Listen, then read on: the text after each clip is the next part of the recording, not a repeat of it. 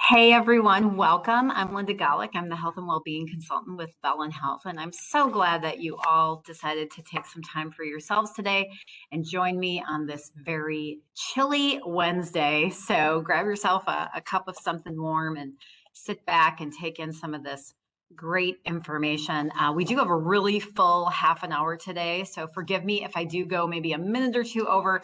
If you need to jump off, totally understand. I will be sending out the recording after the fact. So if you missed something, you'll be getting that as well.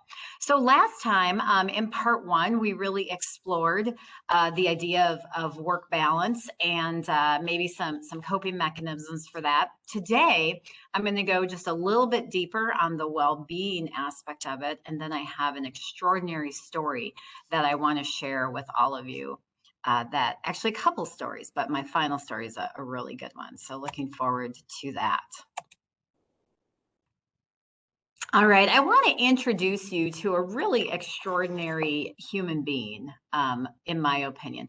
Dr. Michael Mattis is someone that I have been lucky enough to meet. And I first got connected to Dr. Mattis when I actually was asked to do a presentation on resiliency about a year ago, actually.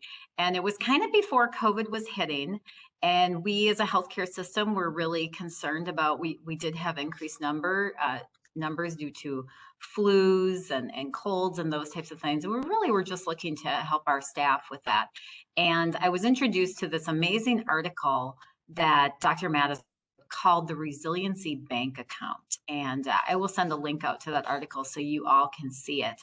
But before we get into that content, I really want you to meet Dr. Mattis so you know a little bit about him as well. So I'm going to share a video of him so that in his own words, you can get to know him.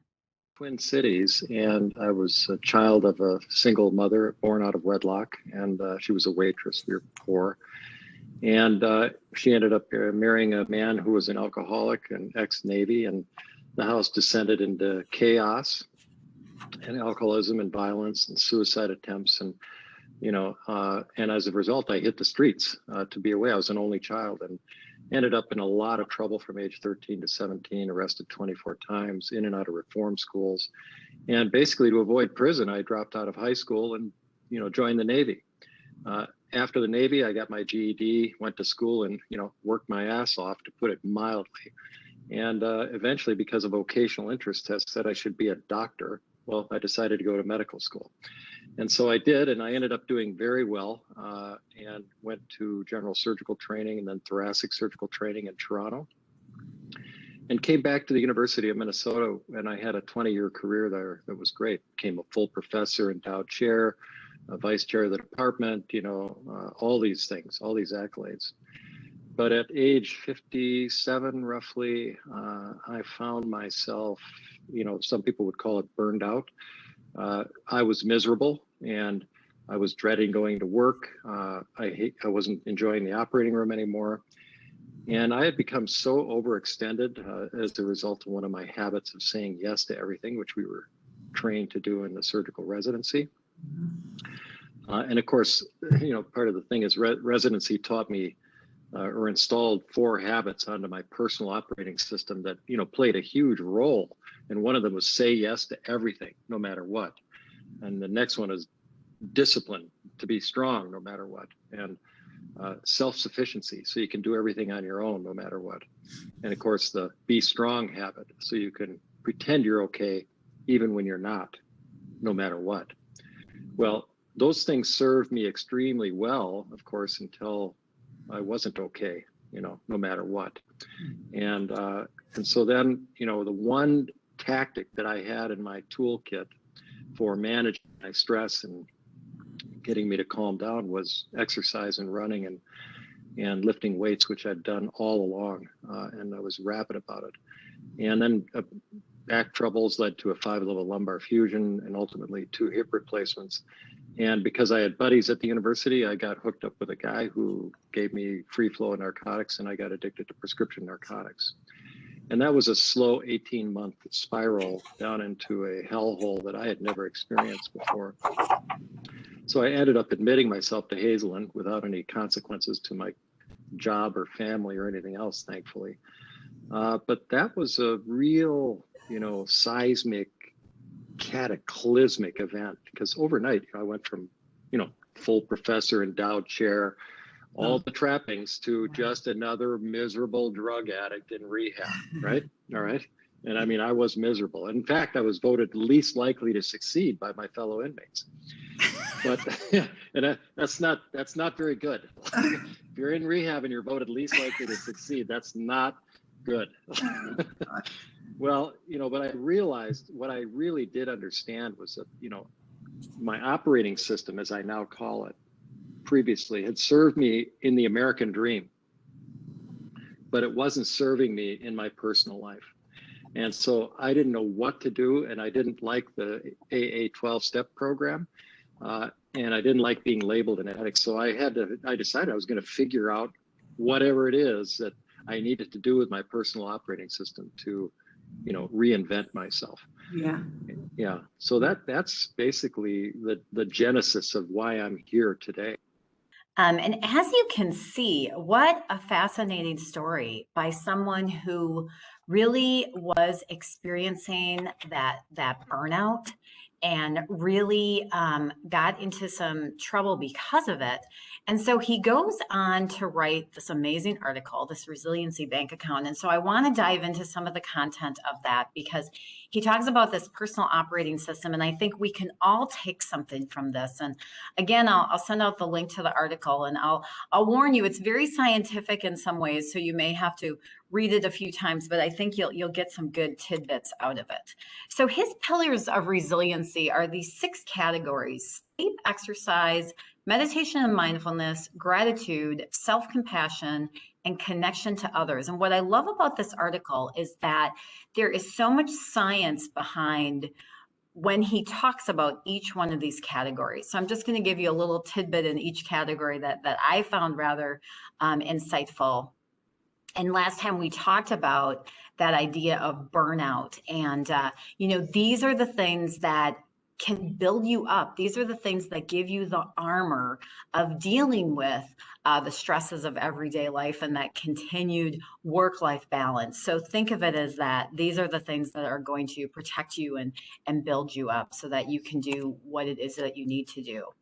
So the first major one is sleep. And what's really interesting to me in the research is that, our sleep occurs in these 90-minute cycles, but we don't get to that REM, that rapid eye movement, until the second to last third of our sleep for the night.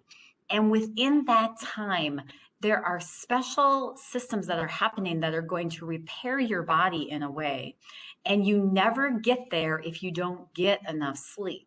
So it is important to get that 7 to 8 hours that really are recommended because of this. And we all know that insufficient sleep isn't good for us and it makes life a little bit tougher, but look at all the health issues that it also leads to, anything from hypertension to imbalance of ghrelin and leptin. And I wanted to talk about ghrelin and leptin a little bit because those are fascinating hormones in terms of our hunger and the cycles that our body goes through. So ghrelin and leptin are going to give us satisfaction and hunger. And ghrelin is our hunger hormone. So it's the thing that makes us more hungry. And then leptin is our satisfaction hormone. So when you don't get enough sleep, you have too much of one and not enough of the other. So you may notice that you're extra hungry or just needing like some extra food. That may actually be the hormonal imbalance that comes off because of the lack of sleep. So just a convincing idea for me, I thought, to really get that sleep so that I'm not eating more because I'm more hungry. All right, the next topic is actually our exercise. So exercise, oh my goodness, can't say enough about that. And some of you actually last time, I thought when I did that kind of that little questionnaire at the beginning, a lot of you said that you need more exercise. Well, here's more reason to get that. So when you are exercising, your body is secreting these myokines, and those are things that act directly on our brain and look at the great things that they actually impact. Things like memory formation, decision making, controlling of emotions. I don't know about you guys, I get cranky when I don't get some exercise in, and my husband can vouch for that. So sometimes we ask each other, did you get your exercise in today?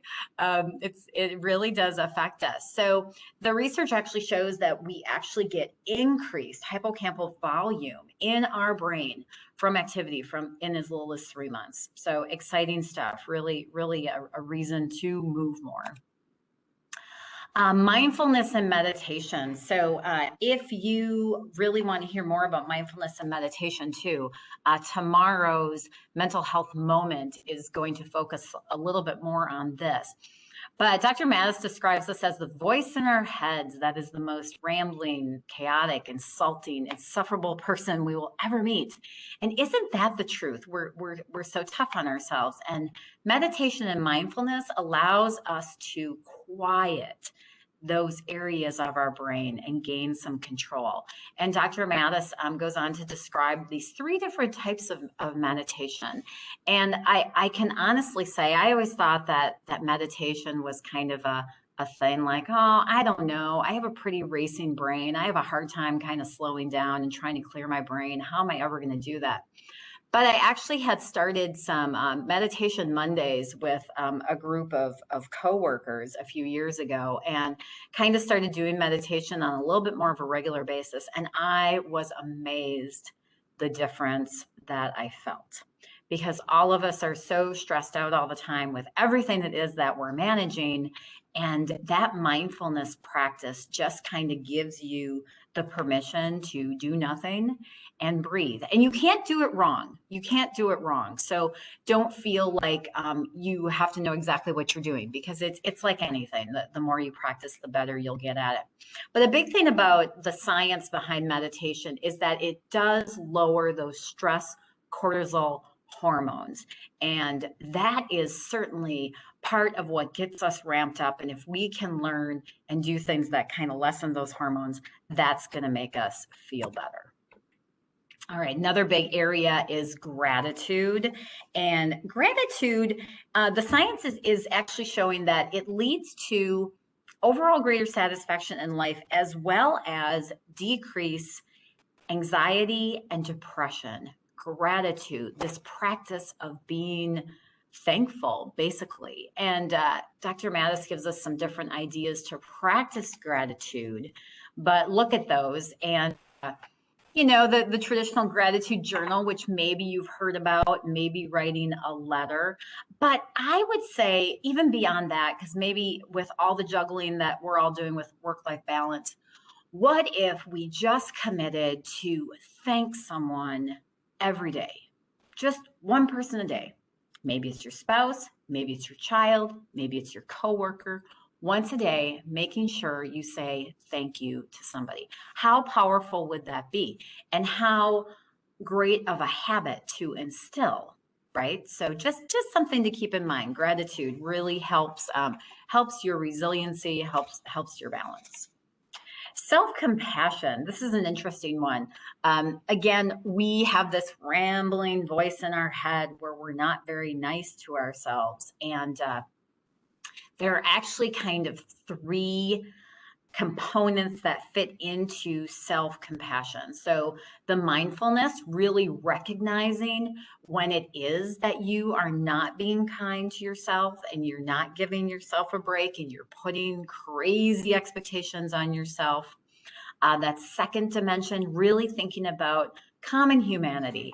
Aren't we all human beings? Don't we all make mistakes? Don't we all have great days and bad days? So really recognizing like, hey, maybe that wasn't my best moment. I need to give myself some grace on that. And I think the more that we practice compassion with ourselves, the more it kind of reflects on others. It really does kind of spread in that way. And then the last thing, really just recognizing that and talking to yourself in a more encouraging manner. So trying to shut down those voices. I always say a good rule of self-compassion is, are you talking to yourself like you would talk to your very best friend? How are you talking to yourself? Talk to yourself like you would talk to your very best friend. And that's just kind of a good place to start. Connection to others. So Dr. Mattis talks about this idea of emotional loneliness, which is where you really have the absence of having nurturing confidants in your life. And the long-term effects of that are actually the equivalent of smoking 15 cigarettes a day. So loneliness is real in a time of COVID and quarantine and social distancing and all these things. I think this is something we have to be even more cognizant of. We want to be intentional about creating those interactions with other people, whether it be our coworkers, whether it be family members that we don't live with, really keeping that at the top of our list. And the reason we want to do that, the science behind that, is this increase that we have in oxytocin. And you guys have probably heard about oxytocin. I'm going to talk about that a little bit more in another slide. But it is that hormone that we get that really increases trust and collaboration. It is called the cuddle hormone. It's very high. It's the highest in women after they've had babies. There's a lot of that hormone going on, the bonding with the baby. But we can create oxytocin by having those connections to others. So we just want to be intentional of that. And really, ideally, if you have between 6 to 10 people in your life that you can be 100% totally honest, be who you are, that is ideal. That's what you're looking for. So really focusing on those relationships and continuing to have that in your life is super, super impactful to, again, your resiliency, your protection, your armor as we go through this life. So I have another great video of Dr. Mattis where he talks about learning to say no. So I'm going to jump out here and share that with you. What he said when he was writing his article was that he could only have so many words.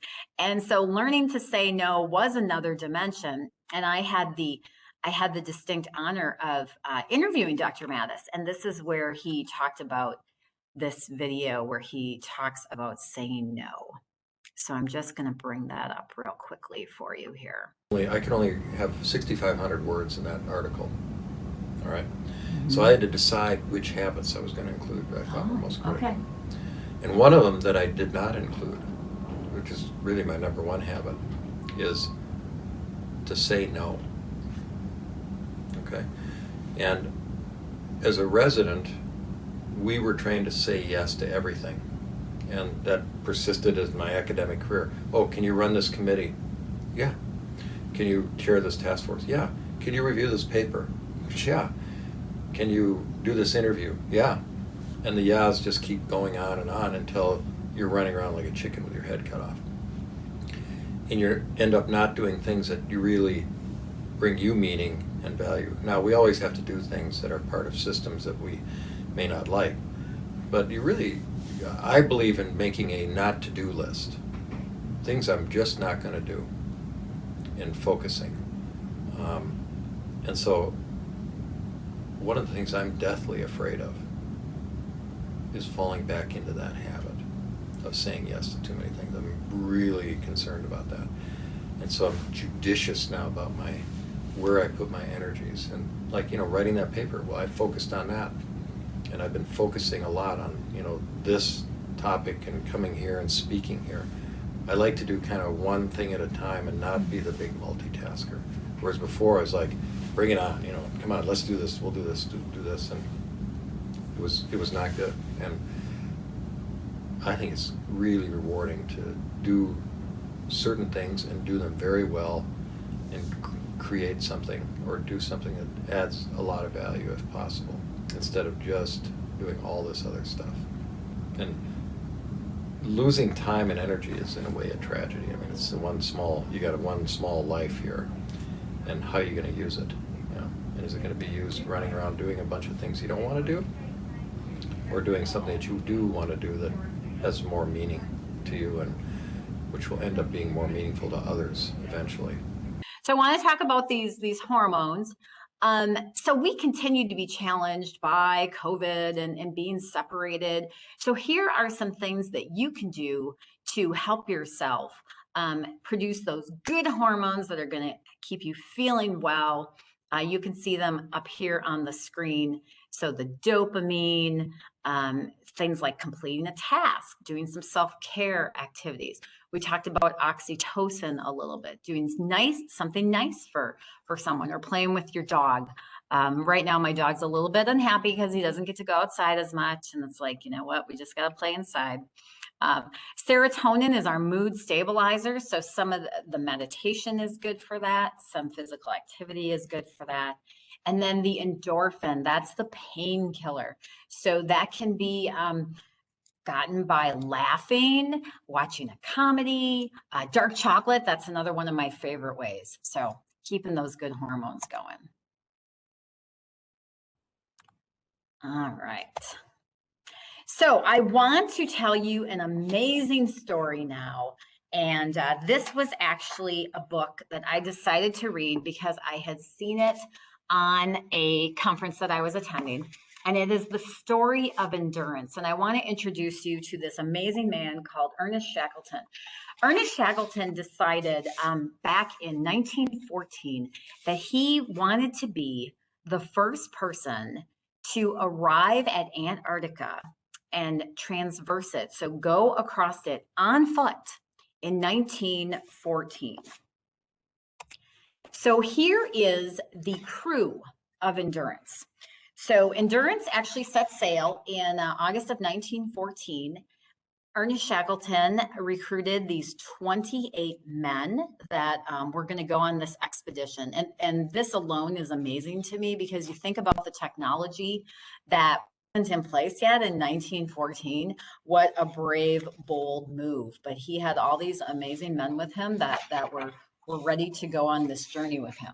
Well, as you can imagine, maybe things didn't go quite according to plan. So you can see here on this map the journey of Endurance. And he left in December of 1914, and he was already entering packed ice a couple days in, and continued to go. But as things were freezing up and they were trying to get through the ice, the ship did end up getting trapped. And so you can see here, here's a shot of this ship trapped in the ice. And the reality set in that they were going to have to wait out the coming winter, just stay with the ship, wait it out, and wait for the summer thaw. And Shackleton was such a wise leader that what he did was he knew that this was going to be an emotional strain for the men. So he insisted that they keep up on a lot of their daily activities, cleaning and organizing and going out and getting food sources and those types of things. So he kept them very engaged, which was really key. Unfortunately, the ice kept moving, and the ship ended up getting crushed. And so here is one of the men looking at the ship, and I can only imagine what was going on in his mind. And so the reality now was, okay, we're going to have to shift gears here. And they now are looking to get across the ice. They grab their lifeboats and they set up camp on icebergs, basically, as they are trying to get to this South Georgia island where they thought that they could be rescued. So they eventually get to South Georgia island, but this is not where they're ultimately going to be rescued. This is actually Elephant Island where they arrive, and they're trying to get to South Georgia island. So all of the men end up staying, except Shackleton and 4 of his other men set out on a lifeboat in very treacherous seas to get to this whaling station, which is on South Georgia Island. And amazingly enough, they make it. These 5 men in this lifeboat make it, and they later bring another vessel to rescue the rest of the men. And by the time this whole thing has happened, these men have been away from home for nearly 2 years. So you can only imagine some of what they have endured. And that's part of what's fascinating about the book. And I tell you this story, and I give you this as an example because what spoke to me about this story was that there were some lessons to be learned from this journey. And what a horrendous thing it was. As you can see the path that they went through, when you think about the conditions that had to be going on in Antarctica. What an amazing feat. And I felt like I needed that kind of story during this time, because the last year for many of us has really been a big struggle, right? As we've been trying to figure everything out. So I do think we can learn some lessons from Shackleton. So here are the lessons that I think we can take out of this. He set out believing in this mission. He knew that this was something that he wanted to try and accomplish. So he continued to do things to make that happen. He maintained duties even while in crisis. So even when things were falling apart and they did not look good, he maintained those duties to really keep people engaged and to keep them believing in that they were going to be okay. They had strict routines for their meals, and he insisted on socializing after the meal. So he didn't allow people to just always go off and be by themselves, because he knew that social isolation was going to be a problem. So he insisted on socializing, which was a really cool thing. He kept shifting as things changed. It was, and if you decide to read the book, you'll see that, like, they had to make these different decisions, and he kept shifting and shifting. And that's what we all have been doing, right? He also was very honest. He didn't sugarcoat things with his crew. He told them the reality of it, and he was very transparent. He also modeled the right behaviors, because he knew that his mindset would affect how those men felt. And so he had to be brave, and he had to keep that up. And he always kept a focus on the future and what was going to be the next step. And he never gave up, which is obvious and amazing that none of these men perished in this particular journey. So I want to read one more thing for you. Thanks for sticking with me today and being with me through my technical difficulties for whatever reason. So another great read that I recently discovered was by Rachel Hollis. She put out a new book this year called Didn't See That Coming. And she does refer to some of the COVID struggles, and she does it in such a humorous way. And Rachel and her husband actually had decided to go through the adoption process. They had some children of their own, but they really had it in their heart to adopt a child. And she writes a little bit about that in this book too. And there's a passage in here that I just want to end with, because I think it speaks well to what we've experienced in this past year, and maybe as we continue to move forward. So she writes, "What I can see so clearly now, in hindsight, is how necessary all the hardship was. I honestly believe I needed to be tossed about in the waves for years. I needed it to last as long as it did. I needed that outer layer scraped off. I needed to become a more raw, more compassionate, more gentle version of myself.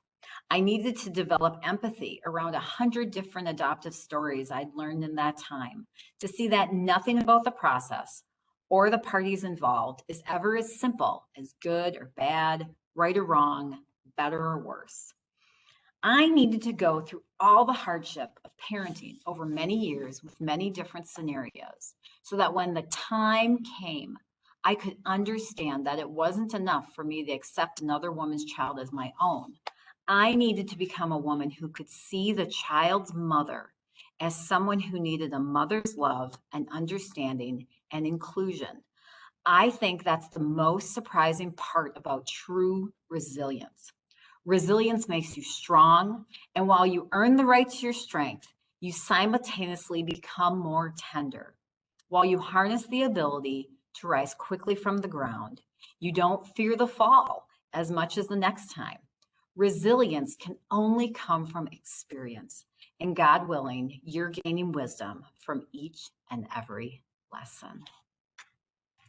So I hope that that spoke to you like it spoke to me. I think that we are building resilience from our experiences. It's tossing us in the waves.